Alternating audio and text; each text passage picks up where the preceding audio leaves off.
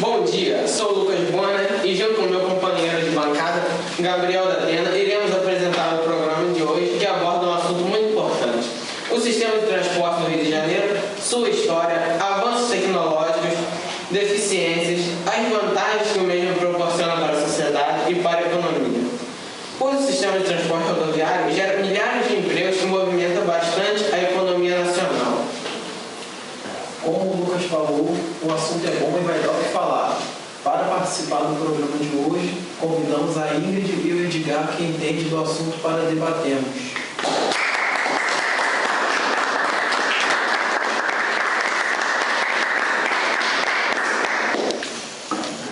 Bom dia. Bom dia.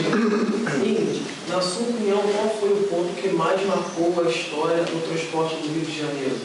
Bom, o grande marco começou com Carl Benz e daí em 1885, quando concluíram o primeiro automóvel movido a gasolina. No Brasil, iniciou em 1920 com financiamento dos Estados Unidos para a abertura de estradas. E com esse financiamento, iniciou o sistema rodoviário no Brasil, consolidado com a criação do Departamento Nacional de Estradas de Rodagem em 1937. Obrigado. Edgar, fale um pouco sobre a tecnologia que está sendo usada na atualidade. Então, Lucas, bom dia. Bom dia, Gabriel. O programa Rio Transporte Sustentável, desenvolvido pela Secretaria Estadual de Transporte, é um exemplo de uma iniciativa que incentiva o avanço tecnológico, implantar o avanço tecnológico no sistema de transporte. O programa diz que até em 2016, o Estado do Rio de Janeiro terá na sua frota de ônibus implantado sistemas ecológicos que não agridem o meio ambiente.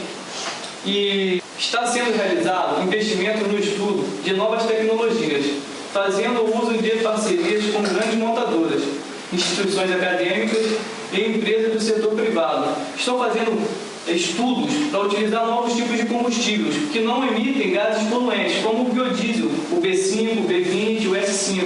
Está também sendo realizado pesquisas com ônibus que funcionam com hidrogênio e ônibus também elétricos, que já tem em outros países, mas está sendo realizado investimentos no Brasil para tornar isso possível. Vai facilitar a vida do usuário do transporte e vai afetar também a parte social, né, ecológica, porque vai diminuir a emissão de gases poluentes. Obrigado, Edgar.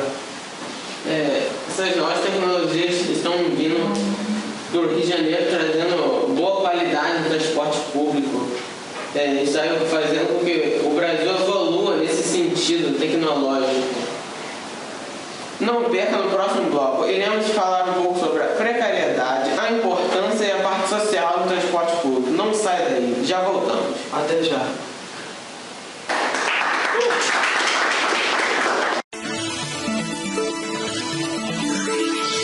A Autoviação 1001 foi fundada em 1948 e é uma empresa do grupo JCA. Atua no ramo do transporte rodoviário, tendo sede administrativa em Niterói. Atualmente conta com 2.440 funcionários que são devidamente treinados para oferecer o melhor atendimento aos seus clientes. A Autoviação 1001 opera na região Sudeste-Sul, com 133 linhas, 177 pontos de venda, sendo 26 agências próprias e 151 terceirizadas. Oferece também facilidades, como a venda de passagens pelo telefone ou pela internet.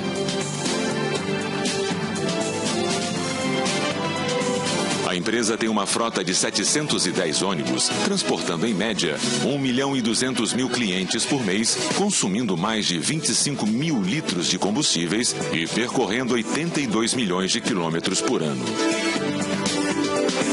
Como se preocupa em investir em novas tecnologias, foi a pioneira em operar com o Double Class, ônibus de 2 andares e com 4 eixos. Também possui o Milex, serviço de encomendas expressas que tem como diferencial o transporte de suas encomendas com rapidez e segurança. A Autoviação 1001 é uma empresa que investe em responsabilidade social.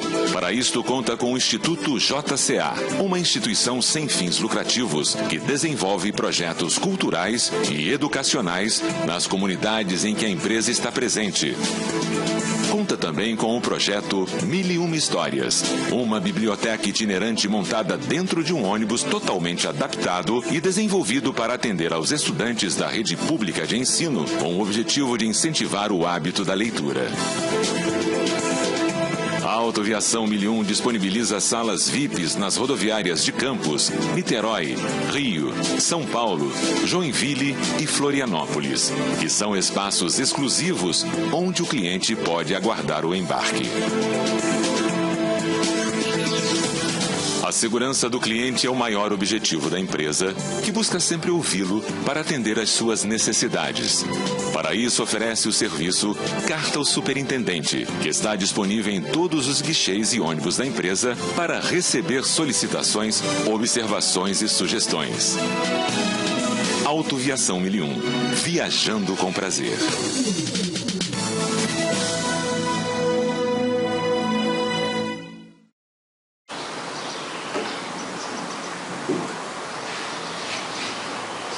Nesse bloco, iremos apresentar um pequeno debate sobre a importância e precariedade do transporte público.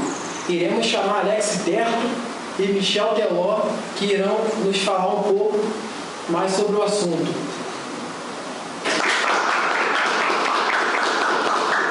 Bom dia. Eu vou estar falando um pouco agora sobre a importância do transporte público. O transporte rodoviário é importante porque serve como meio de interligação entre os outros meios de transporte. Por exemplo, se você precisa viajar, você tem que pegar um avião, para você chegar até seu destino, você tem que usar o ônibus. Se tiver que usar o metrô, você tem que usar o ônibus para chegar até lá. E no Brasil, com uma malha rodoviária de aproximadamente 1,8 milhões de quilômetros, é essencial ter um sistema sólido de transporte rodoviário. De acordo com a Associação Nacional de Transporte Terrestre, o transporte rodoviário interestadual é o serviço público mais utilizado e essencial, pois é um sistema pois o sistema rodoviário movimenta aproximadamente 140 milhões de usuários por ano e é responsável por quase 95% do total de deslocamento realizado no país. Alex Terto, agora eu queria saber um pouco sobre a precariedade do transporte rodoviário. O transporte público rodoviário está muito desorganizado.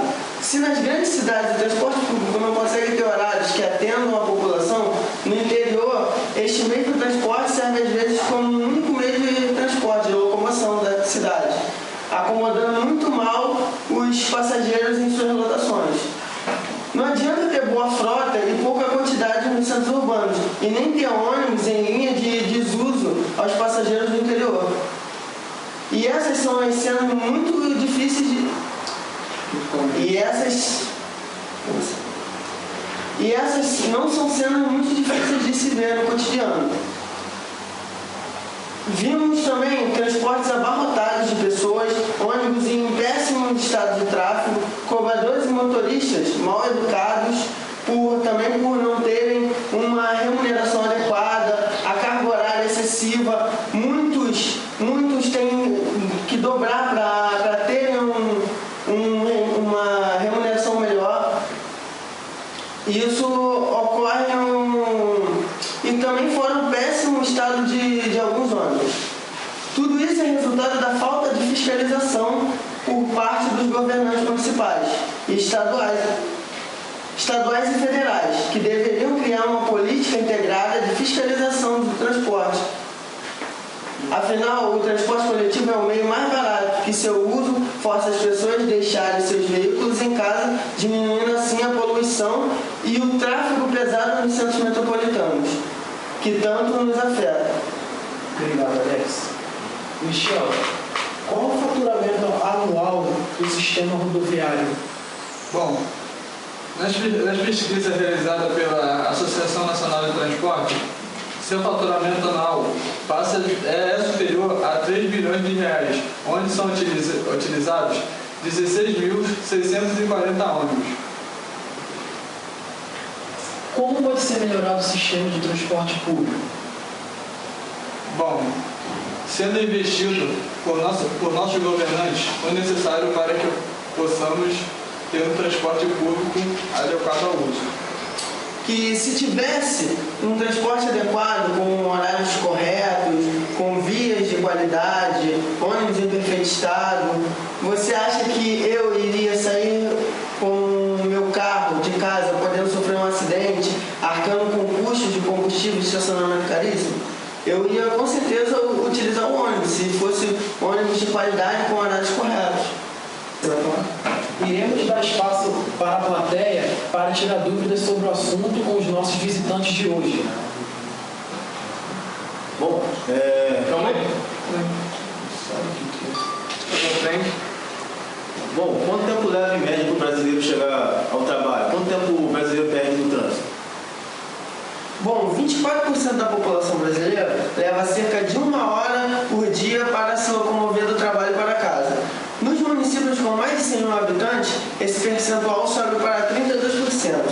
Esses dados fazem parte da pesquisa da Confederação Nacional da Indústria, CNI, e do IBOP sobre a locomoção urbana. Fazendo uma pergunta, quero saber quais são as vantagens e desvantagens do cidadão brasileiro que precisa de usar o ônibus todos os dias.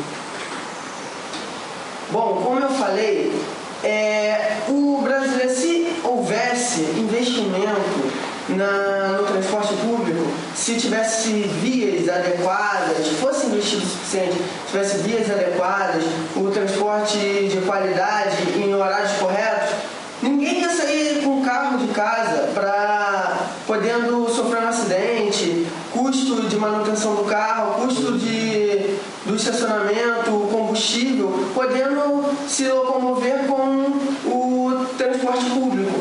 Além do que, melhoraria o tráfego pesado, porque a quantidade de carros aumenta, o horário para a chegada ao trabalho demora mais por terem muitos carros, por não ser investido o suficiente no transporte público. Vocês saberiam me informar qual o percentual de brasileiros que usam o transporte público? Ficamos aqui agora com Alex Javai e Michel Telólogo. Obrigado pela sua atenção. Uma boa